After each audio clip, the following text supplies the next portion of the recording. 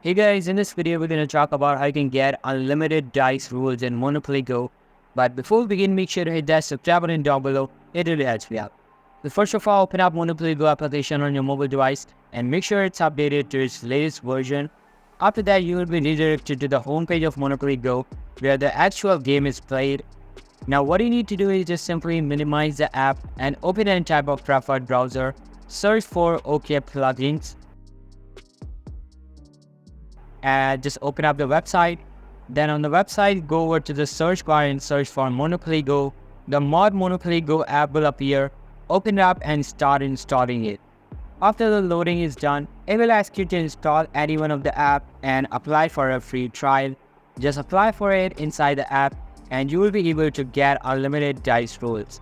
This is basically how you can get unlimited dice rolls in Monopoly Go. So that's all for today's video. Hope you liked the video. I'll be with you in the next one. See you soon. Bye.